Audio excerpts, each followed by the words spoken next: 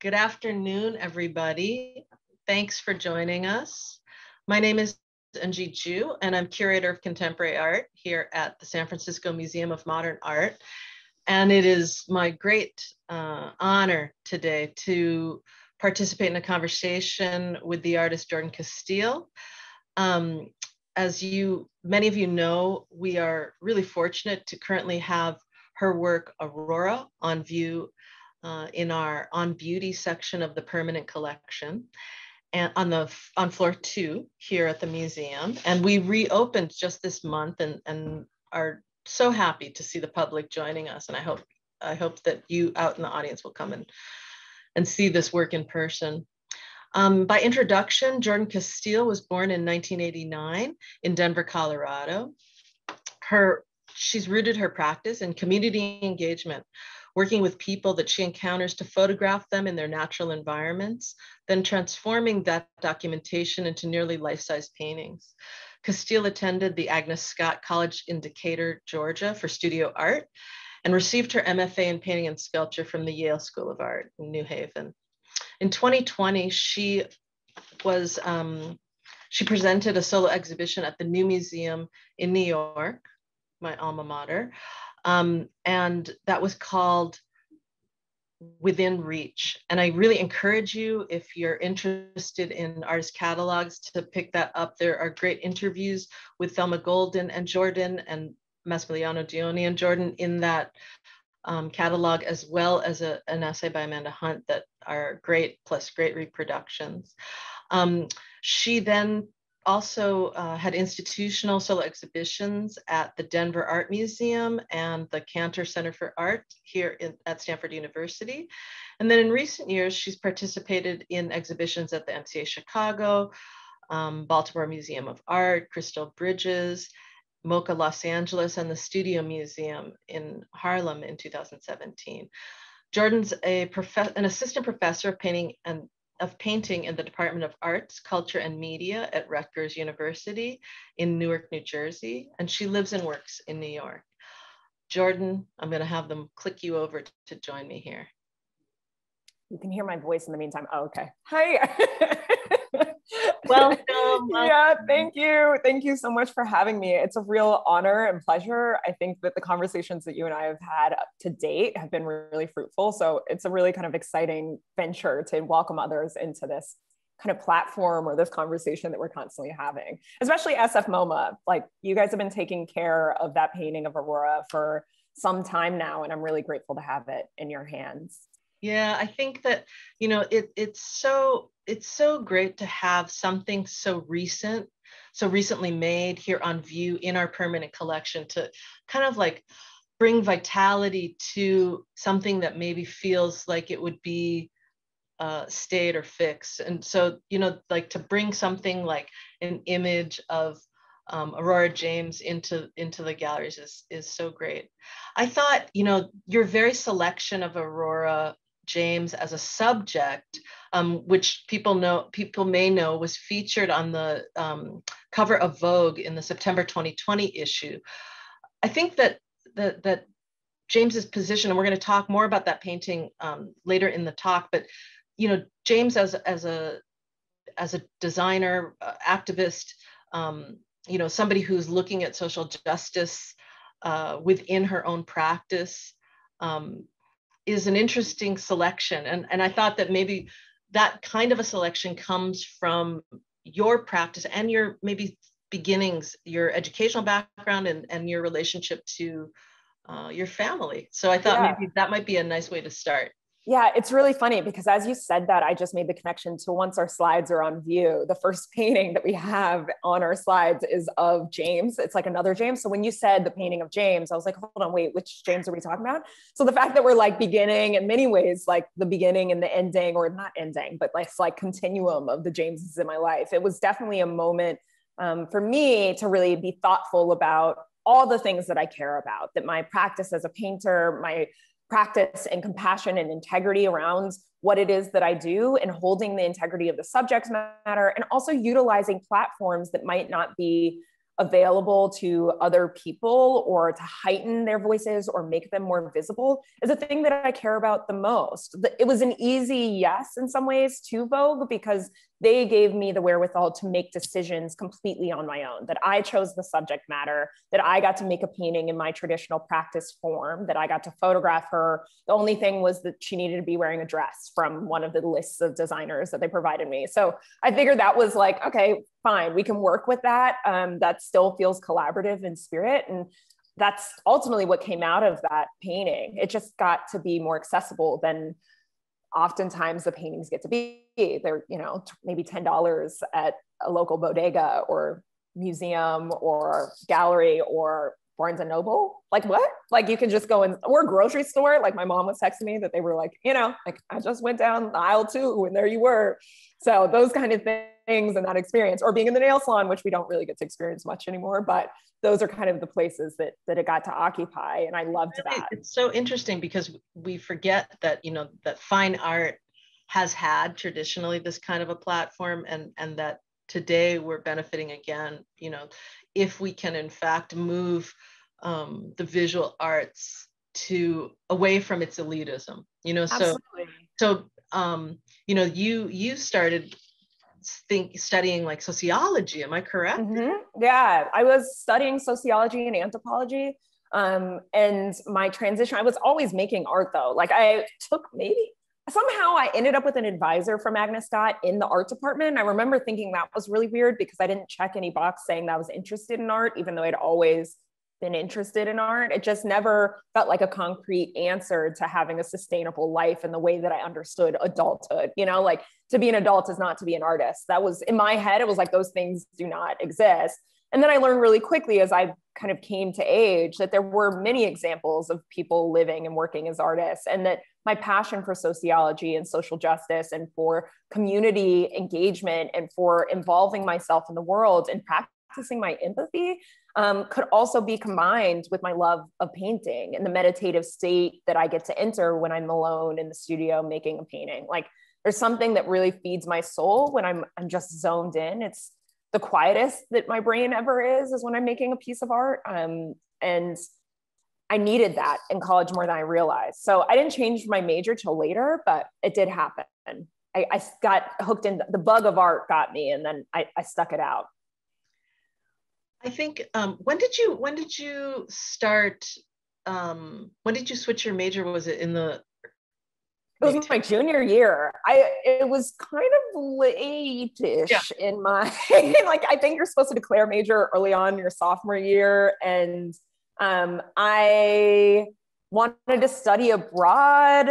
And I also love taking art classes. And the more, like, I'm gonna be real honest, I hate taking tests with every ounce of my being. And I saw this, and I loved being in the art building, but I never saw how I could do it. But I didn't want to write like a 20-page thesis paper. I could have double majored. I literally took all the classes to be able to double major in sociology, anthropology, and studio art.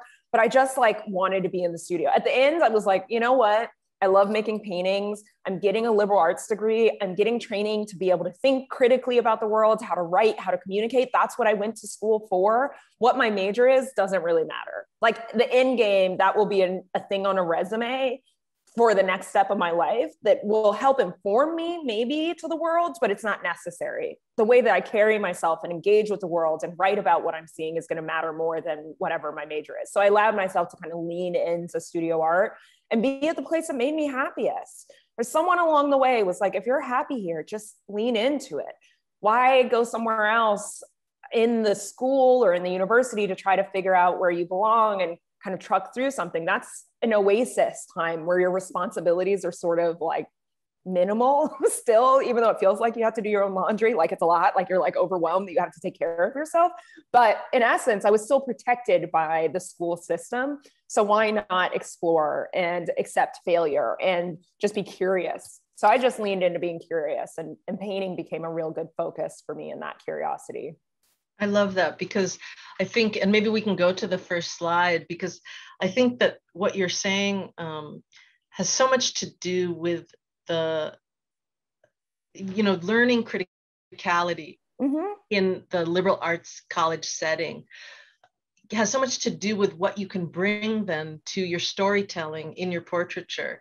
And maybe you could talk a little bit about this particular painting, which we're starting with, called James, from 2015, which is a pretty early painting of yours. Yeah, I consider myself to be like a lifelong learner. I might be a professor now. I might consider myself to be grown, but in many ways, like, I'm not. I always think that there are people who we can encounter or things that will happen in our lives that give us opportunity for growth and learning and understanding something we didn't understand before. And most of that learning for me comes from the interactions that I have with the people in my life and in the world around me. When I was preparing for my thesis, we had a thesis show at Agnes Scott, like my undergrad, I started making these paintings of some of the staff members that I had become really close with. There was a woman who worked, this is a backstory around James, because I think it does tie to like how I got here, is that I've grown really close. My Agnes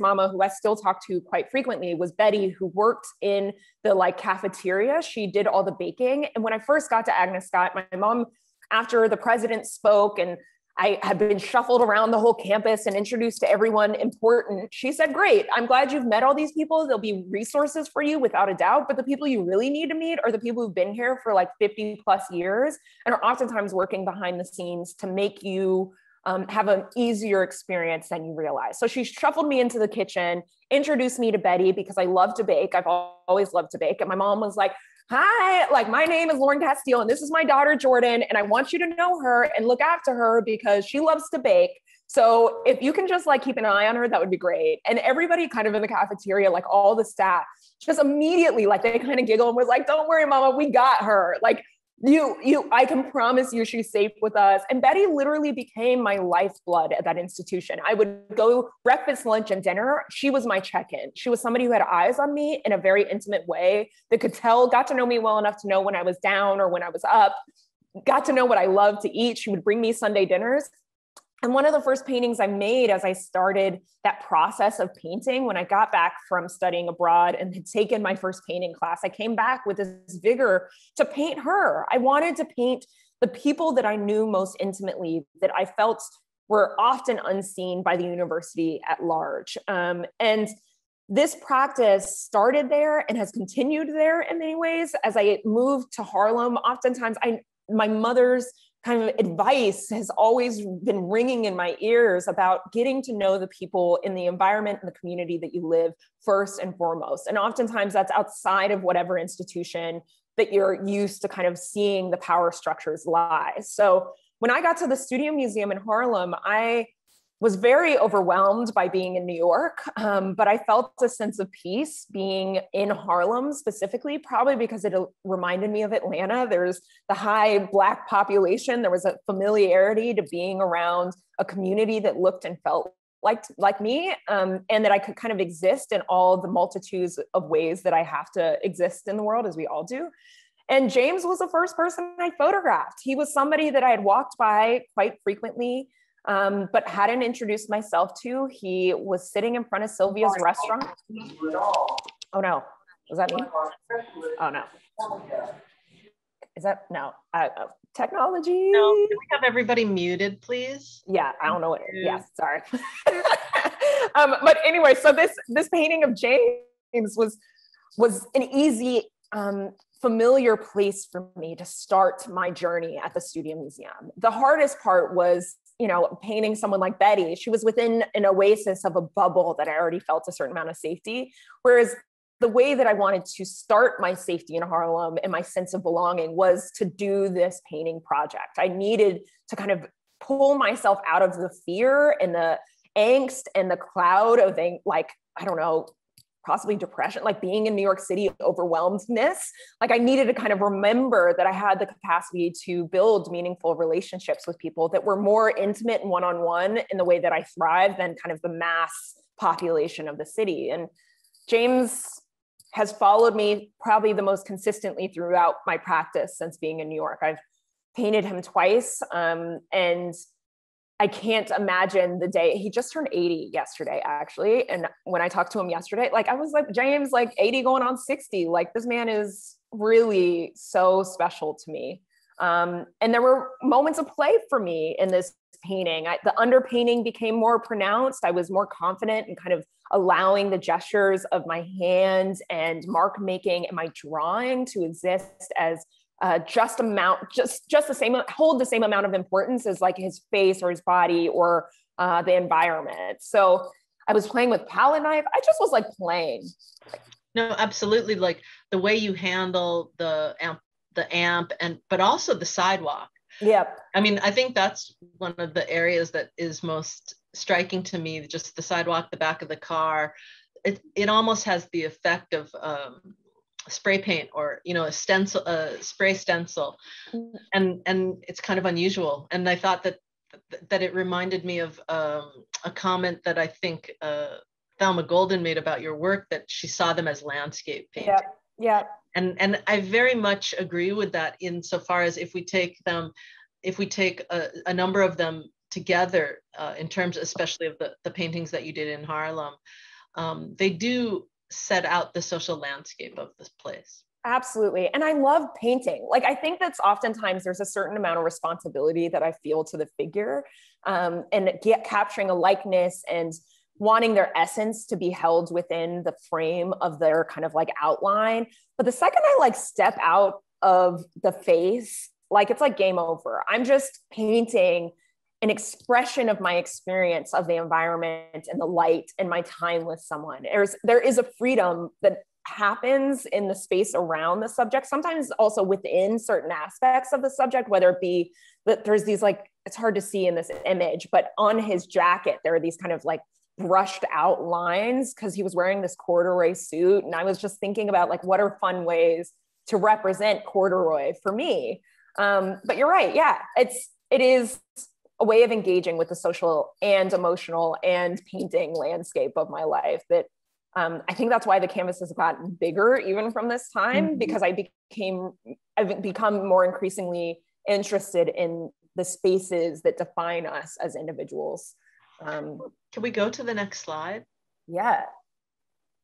I think when we spoke about a month ago, I was telling you my particular interest in your in these images from the subway, mostly from the subway, I think, that are these cropped images, because I love the idea that a portrait is actually the interaction of two bodies, and what that might mean. And so even as what you're describing right now, the arounds, the surrounding, the surrounds, as the legs and the jeans and the style of the clothing is part of that surrounding. I am so struck by these works. Totally. And I think that what's interesting to me is like, it's about the curiosity of form and how light or literal these bodies, how the junctures of the points of contact, how that gets represented, how our own assumptions are placed on what we want to see and then what we're actually seeing. So what we might assume is light wouldn't look like the light in the floor of James per se. It's like green and blue, and they become very exaggerated in a certain aspect. But by doing these smaller crop paintings on the subway, it does kind of the opposite of building out on the landscape and draws you into the more intimate view of the landscapes that I'm considering all the time, which is one mark next to another. It's the color arrangements. It's the sheer intimacy, my intimacy with the subjects on the subway. I mean, truly, it's been a weird year of like not being on the subway as much as I used to, because there was and is a sense that when it's crowded, you don't know anybody and you're trying to hold your own so distinguishedly. Like, it's like, I'm going to become an invincible cocoon. Like, if everybody had an invisible button, they probably would pick it, because you're not, like, the culture is you don't necessarily look at people too long. You don't make eye contact. You try to exist just within your space alone. But the reality is this is happening. These two guys' pants, that there's real, rubbing against lives that happens. And I love that. I think my curiosity and my sense of humor and my sense of play come out in these paintings, because I get to just take the kind of pressure, as I described it, of James's face and the responsibility, and just like play, and play with form and think about these relationships on a different level. Let's go to the next image. This is one of my favorites. I won't lie. Like, I don't actually, it's really hard for me to say that because I actually, like, as soon as I said that, I was like, but so was the other one. So was it, like, they all kind of are, but they all literally conjure very specific memories for me. Like, I know it was on the 3 train. I know that it was late. I remember being exhausted, doing the like cross-eyed thing. I was at the last stop of the train track. And I looked up as we were waiting for the doors to open, like, and this is what I saw. There was a young child holding the pants of a caretaker. And I think I was longing for a similar embrace in that moment, quite frankly, which is why it probably hits me in a really particular way. The sense of like, don't lean on the door. Like, this manufactured space is not one for us to lean on, but the safety and the like organic and the natural family familial space is always a place you can lean. If you can't lean back, you can always lean forward. Like, that's literally how I kind of felt in this moment. Yeah, it's all about that little hand for me. That little hand. And then also just the kind of the angle of the legs, the lean forward. Mm-hmm. It's just enough of an angle that you can understand, or even the kind of caretaker's leg being like they're literally standing to brace themselves to kind of take that lean. You can tell by the shadow that one leg is in front of the other, which I think is kind of a very particular stance of kind of bracing oneself for an embrace or contact in some kind of way. But you see like the orange working gloves, which people don't always recognize as gloves, but I kind of like leaving things that people don't always have to understand what it is, but they were like working gloves. So you could also tell that that person was at the end of their day. Mm-hmm. And the overall kind of mood, the coolness, but also the warmth. So the coolness of the blue and then the warmth of their actual interaction. Yeah, the security of it, this like the dependency, the codependency, like mm-hmm. you're saying, in terms of the way that the pressure is suggested by the leg and by the legs, but also that it's very casual. You know, it's not absolutely. It's not a. It doesn't look like an event. It's actually. No. It's just it's the casual way of interacting. Yeah, and I think that's what was really sort of a through line through all of this is like the casualness of our movements throughout the world and our ability to look up long enough to see something that feels familiar and to kind of clock it, to like make a mental note of it, that I then kind of clock those moments through the photographs that I take and then bring into the studio to then kind of reconnect with this emotional and physical kind of understanding of what it is that I saw and why I saw it and why it felt important. And sometimes I don't understand why it was important until after. Sometimes I don't see everything that was around a person until I've started making the painting and something else emerges. Like there are layers to understanding of place and our place in space that happens through the act of making the paintings themselves. Let's go forward. As you're explaining this, and here we're back to the full body, even though the face is away from us. As you're explaining this, I'm also really thinking about if you could explain to us a little bit more about this process of photographing. So in some cases, it's a passing interaction, I'm assuming, on the subway, where you photograph without the construction of an image.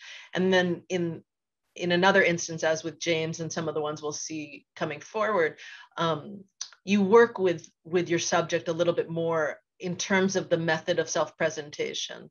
Yeah. So in these fleeting moments, it is literally just my cell phone. There's no kind of rhyme or reason to anything. It's just me seeing something and taking a really quick snap and putting it in my pocket and kind of storing it. I have a folder on my phone that's like possible subjects, like that, like possible paintings or something like that. I don't even know what it is, possible something. And they kind of rest in that kind of folder on my phone, oftentimes for a long time during the pandemic. it was that archive that sort of saved me. My connection to the world was through those images that I had taken long before, because we weren't able to get direct contact. We were in hiding basically. And in some ways we still are, but coming out of that feels different, or our understanding of the world. And then when I'm making the full kind of frontal portraits, those are a little bit of a different process. It's usually an asking of permission in a very explicit way, where I'm asking for collaboration. Ultimately, it's a point of relationship that emerges, in that relationship is still present for me in these subway works, that it's kind of my observance, or my ability to observe or reflect, and then kind of embodying that through paint. But when I'm with someone, I just want them to look at me. That's really important. I think trying to capture our seeing of one another is important. And I am similarly like just taking really bad photographs. Like they're not bad. Well, they're not great. Like I'm engaged to a photographer, and over the time that I have known him, I've learned that I know nothing about photography. So I am no way, I don't have a lot of gear. It's a point and shoot camera. I'll take a lot of photographs because I sometimes will piece things together. Like it's not about the photograph for me. I think that sometimes drives him nuts, for example, because he's like, where's the light? And I'm like, I can change that when I make Photoshop for me happens on the canvas. Like the beauty for me of painting is I get to be the magician who takes all these kind of memories and then reconnects them in this place. They're just enough reference for me to remember a moment. And then they serve as kind of the document that I'll pull from. And the sketch like behind me, for example, is like a perfect example of, from the photograph I took, I'm now sketched out the kind of frame of the composition, and then I can fill in from there. But the photography is kind of a stepping stone for me to get to where I want to go. And I'm grateful for it as a medium, because I really love life painting, actually, in a lot of ways. But I found that my desire to be in the world and life painting there was too much tension involved, that I had to find something that could be the bridge between those experiences, and photography has helped me in that. But it's not the crutch or the thing that I depend on. Like they're realistic paintings, but I'm not exactly attached to hyperrealism, if that makes sense. Like I do things in sections in order to prevent myself from overthinking. In the same way that when you're sitting in front of someone, that you have a certain kind of like clock or time or awareness that you need to work through with an immediacy, that I try to bring that same immediacy into the studio by completing like the whole headdress was done in one sitting, or the whole kind of chunk of her leg, the dress and the drapery around her leg would have been done in one sitting. I would mix all those colors for that dress at once, so it's together and there's no kind of discrepancies when I'm actually painting. But yeah, I'm moving fast and slow. I think the texture of these paintings become really important and can be lost on photograph, but when you're in front of them, like the thinness of the wash on the door behind her is very palpable in relation to the fullness of her body in front. So those are things that I like kind of playing with, the push and pull, flatness and thickness. Let's go forward in the slides. That's a great point that you bring up, because I think that to understand your work, and all painting and all art, you really have to see it in person, because of course these are only reproductions of the painting. And I think in that painting, and some, not all paintings, but here you can also see that the portrait behind the couple is also kind of a wash, right? Mm-hmm. This tendency that you have to prioritize the subject, bring them forward and bring their exchange with you. Like in this case, clearly a friendly and comfortable and loving exchange with you forward. And so I wanted to back you up a little bit about the gaze again, about why it's important that they're looking at you.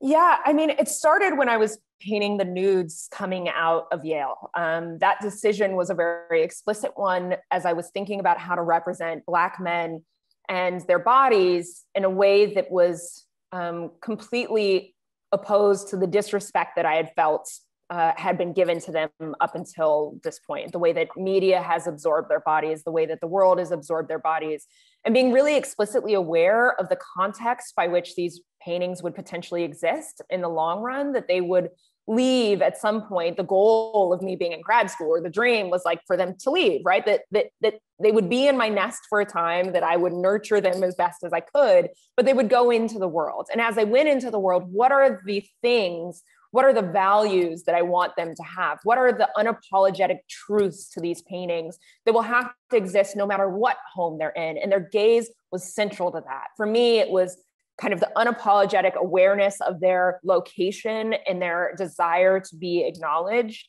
was the way that I could kind of protect them, even as I let them fly the coop, so to speak. That there's a trust that happens in the studio for me as I make these paintings and fall in love with them and have conversation with them, that they're going to be encrusted or hold so much, like imbued, like I'm literally just brushing into the canvas. I'm through their gaze, through the texture, all the things that I want them to have and the way that I want other people to view them. So I want people to see them unapologetically, so that they are going to exist on the white walls of a museum or a gallery or of someone's home, and they're going to take up space. I mean, my own sense of humor, like I always love the idea that somebody might have to rearrange things to hang one of these paintings, that they would have to make space for these Black bodies in their homes or in these galleries, that nobody could really ignore them, which is why they tend to be life-size or larger, that the gaze is another kind of central tool for that.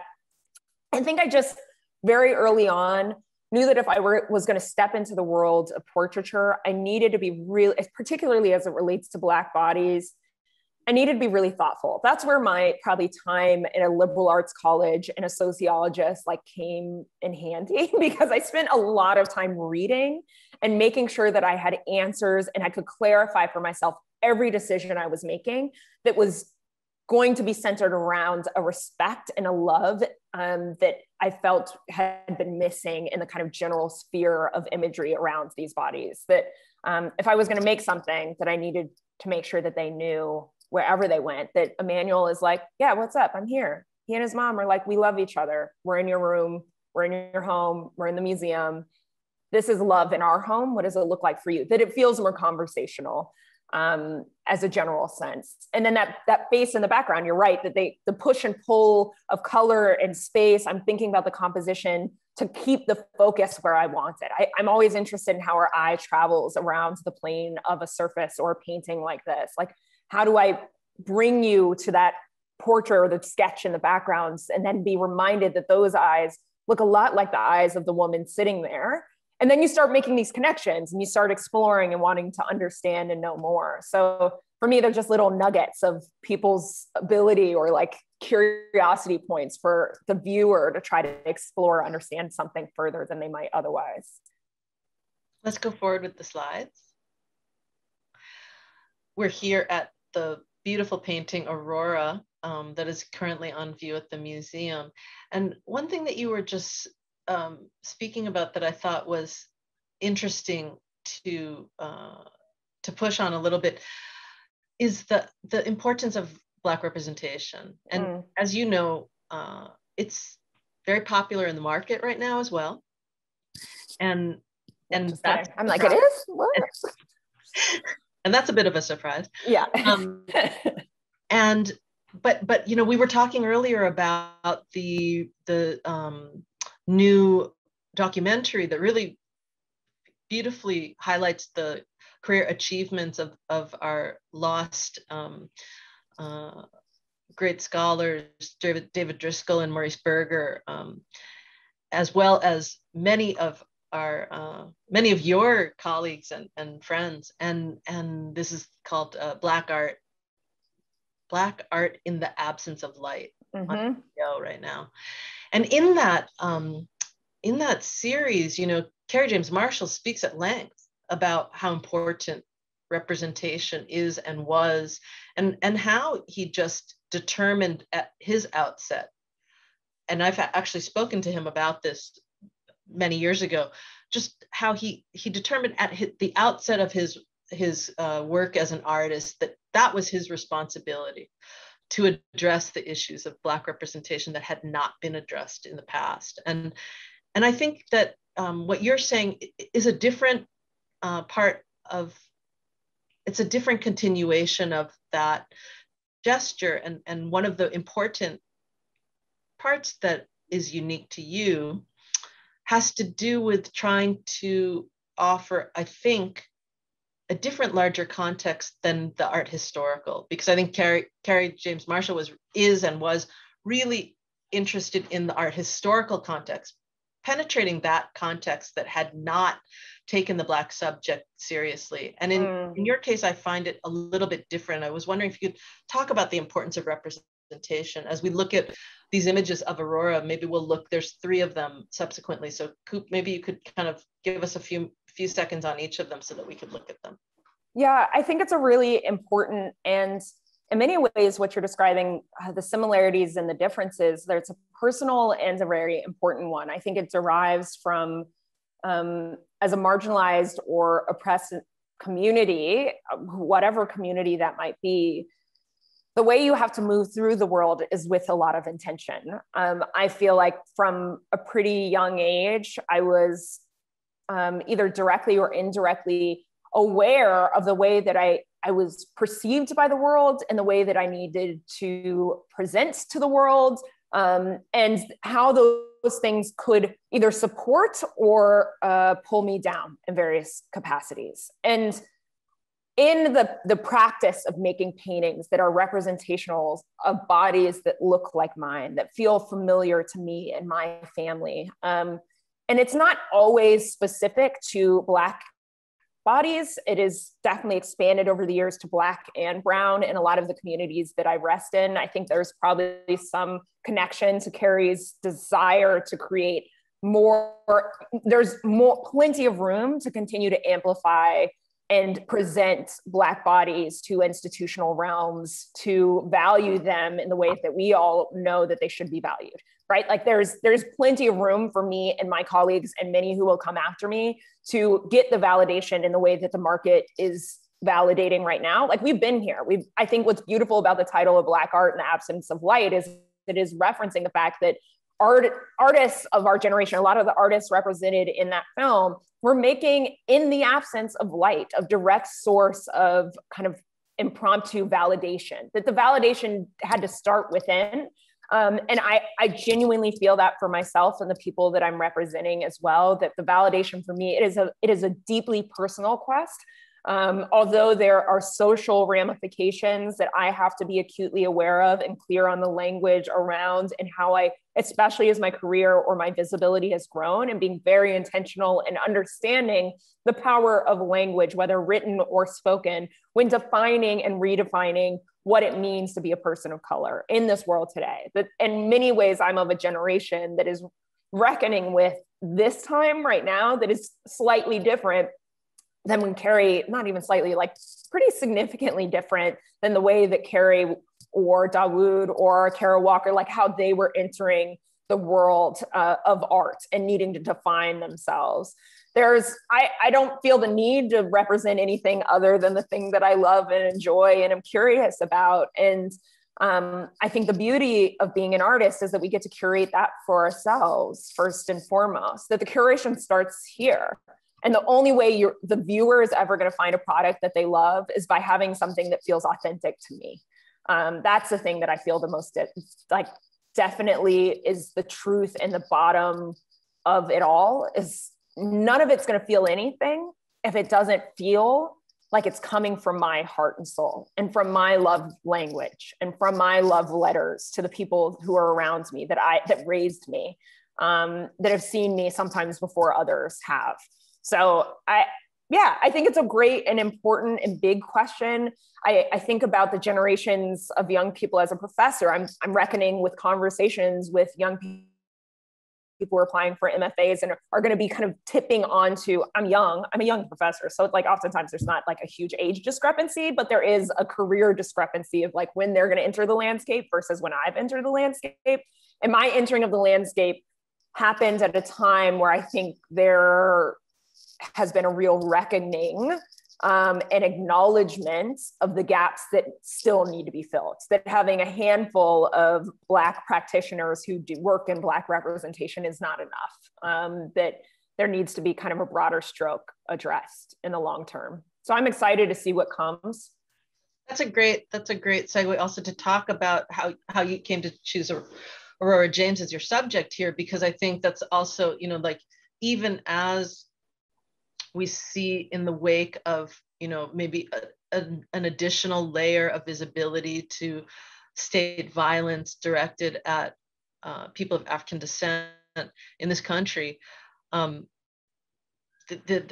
even as there's all sorts of gestures, so-called gestures of solidarity, you know, there is a point at which, you know, put your money where your mouth is, right? Yeah, and yeah. Aurora James basically tried to create a situation to offer the 15%, right? So maybe you could explain why you were drawn to her. Yeah, I mean, so I, like many others, I'm on social media, although I have taken a pause in recent weeks. Like, there, especially during the past year, have been glued to my phone and the kind of expanding networks and the kind of, it really does feel like a family tree oftentimes on social media, like somebody who knows somebody who knows somebody, and then you end down this rabbit hole. And she was somebody at the end of a rabbit hole that I found one night in proximity to someone else who knows what, who I saw as making very direct, providing very direct language to the things that I was feeling generally at that time. I couldn't find the language to say some of the things that she was saying. I couldn't find the actions behind that language to do the things that she was doing. Through the access that she had and the resources she was doing, or she had at her disposal, she was able to think very palpably in this moment and say, you know what, look here, like retail world and the fashion industry, I bet you won. 15% of your shelf space should be directed specifically to Black curation. Like, you should be considering artisans and Black business owners as filling 15% of your shelf space. That as a number, 15% out of 100 feels like nothing. And to see the discrepancies of where a lot of, whether it was Target or Walgreens, like, it really was mind blowing to me. I also think that there's room for aspects of that in the art world, although I have no idea how that will ever come to be. I genuinely believe that there is an opportunity in this moment to heighten voices like hers, somebody who's doing the work on the ground and within her industry in a meaningful capacity. And that's all. I wanted to draw more attention. If I could throw anything in her direction to say, I see you and I want to use the small platform I have to continue to amplify the work that you're doing, then the Vogue cover was a no-brainer. They came knocking and I went running. That's what it is when the door opens. Yeah. And I was just excited. I mean, I'm so detached from fashion that all these people, I think my partner was like, you know, this is like kind of a big deal to having a fashion designer on the cover. And I was like, it is? Like, I didn't even know, like, there's only been like one or two fashion designers. Like, I just trusted my gut. In the same way that when I'm walking down the street and I approach somebody, my gut says, this is the person you should approach. I just sent her a DM and said, I have a strange request. Would you call me? Fantastic. Yeah. Before we move to questions, which we will do, and thank you guys for putting questions in the Q&A. I want to encourage you, if you have questions for Jordan, we're going to attend to them in just a few minutes. But first, I think let's go forward and just start a conversation a little bit about your recent exhibition. Can we go to the next slide, please? We're going to go through, we just have a few images here from your fantastic exhibition at the New Museum. I know these galleries very well and was so fortunate to actually spend time with your exhibition before the pandemic. Was the show up when we had 3 weeks before the city shut down? Like, it was on view for 3 weeks. So it's kind of a miracle that wasn't like a mass spreading event, quite frankly. Totally. I think I saw it in week 2. Yeah. Luckily. Yeah. And so maybe we can just go forward through these images. And if there's something you want to tell us about what it was like to bring these works together. I think the biggest and most important kind of takeaway for me was like it was just like a huge honor to have a survey-like event. Not even survey, it was a survey. I'm still in denial. Obviously, I say it's survey-like because I'm like still not sure that it actually happened and that's what this was. But to bring 39 paintings together over the span of my really short-lived career at this point was a real gift. I personally, as a maker, just loved seeing the paintings themselves again. I love dissecting the things that have carried with me or the things that have changed, the way the brush strokes have evolved, the way that detail has kind of really heightened in some of the more recent works compared to some of the older works, seeing the nudes, all of that was the real gift. And then having it placed in the city where a lot of the people that I painted are, so they were able to see the work and to participate in that way was a real kind of pleasure, even though it didn't live in the world as I like imagined initially. To see these. What do you mean by live in the world as you imagined? I think that to have the pandemic happen, you know, it lived really in a dark room. The paintings lived together with the lights off for almost 7 months. And I think I imagined kind of a constant population within their population. Like I imagine this kind of this carrying of a communal event. The opening night was like a real party. And I think that night really made me excited about the life that this show was going to live in a celebratory manner of the like city of New York and the people of New York. And it still did. I think it's the book, there's so many ways that we're going to continue to engage with it. But even myself, I imagine being there like every 2 weeks and seeing the work in very kind of personal ways. And I really saw it 3 times, I think, in the course of the showing. So it was a very special experience. I don't know how else to put it. I still am very overwhelmed that I had the opportunity, and I'm really grateful for that. The way that I got to engage with people in the work again. Is that our last slide? I think so. Awesome. Yeah. They're so beautiful. Do you want to speak while I actually look through these questions really quickly? Do you want to speak a little bit about this painting on the left? Because I think it's kind of unusual. You often put your subjects in the light. You often, I think you celebrate them by bringing light to them. And in this case, there's the texture of darkness is added. And I wanted to ask if you could speak a little bit about this painting. Yeah, I mean, that painting is representative of my time, of a body of work that I made at Casey. It was my first show at Casey Kaplan Gallery, where I was thinking just sheerly on a practitioner level about how the paintings would change at night, which is exactly what you're describing. Like how the light in the paintings would shift, how the colors would become more saturated in certain places. And the way that the bodies, there's so much backlighting because the light was coming from bodegas or street lamps that this kind of spotlighting in particular areas really came into the foreground on these paintings. Also the way that the highlights on the face define the space or the people within it. It was solely a curiosity interest point of like, what would it look and feel like to represent the people of Harlem at night in the same way that I do during the day? Like, does anything change for me? Does it change for the viewer? Does it change for the color or the texture of the material? And these 3 guys were sitting across the street from a wine store that I also photographed that was also featured in this show, Pompette Wines of Joe and Moselle. And as soon as I turned around, these guys were just like having a grand old time. And I went up and introduced myself and took that painting or the photograph for the painting. I just love them. I love that they have this just like composed cool about them that is inspiring, and it actually leads great. It's a great lead into the most popular question in our Q&A stream, which is, what musician would you choose to create a soundtrack behind your paintings? That was not what I expected. And what do you listen to in the studio? Oh, what musician? I like it just because there's like a larger atmosphere that we, of course, it's always provocative to see an artist in their studio. So everybody wants an imagining. So tell us a little bit about what I know. It's sort of like a sneak peek.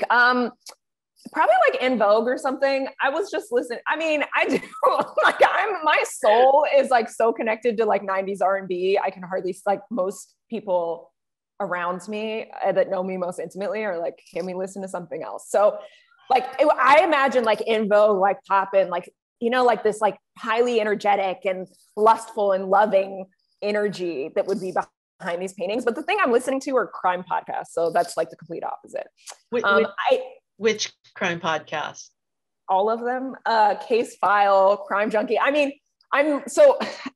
it's a very strange thing for me that music is so direct, as I described the feeling of In Vogue or something, is that like, it's a very emotionally driven thing for me. Like it can dictate my mood very distinctly in a way that listening to podcasts or audiobooks doesn't. Like I don't like to think very much when I'm painting. Also, music allows me to think still, sort of, but listening to a story or like a murder or something that I'm like, oh no, like what's happening next, allows me to just like trust my hands. Like I'm just moving purely instinctually at that point. My hands are just going. So I definitely am a podcast nerd.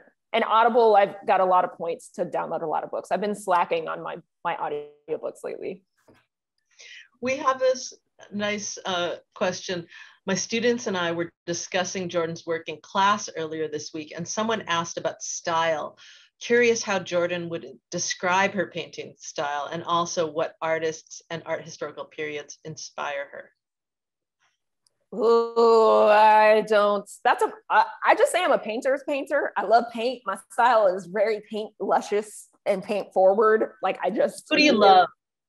I've gone through various phases because it started like Faith Ringgold, like Genuinely, and like Romari Berry, the things that were accessible to me and my kind of language and understanding of art and practicing, like started in my house, whether it was a poster or a children's book. Like those were the things that gave me the most original inspiration. Then I discovered Alice Neal at a point that really transformed me. William H. Johnson also like blew my mind away. And like Charles White, like there are so many who then from different generations. Now it's like most of my peers, although we're not always like talking about like what's happening in your career, just being like, girl, like what are you stretching your canvas on? Or like, what is your favorite paint? Like that's where most of my inspiration drives, is going to a museum or a gallery and just like discovering something I haven't seen before, that I become like interested in trying to understand. So whoever's kind of doing things that I'm like, oh, I don't understand that, it kind of makes me feel a little like uncertain. I'm all over it. I'm trying to think of like a more recent thing that I've seen that's done that, but then I also just got sad because I haven't been in the world. I really haven't seen much lately. The pandemic's really dampened that. Well, it's interesting because there are actually a lot of questions about the pandemic or about, our isolation from each other, just asking, did the lockdown make things harder or easier for you? Certain things harder or easier, and what?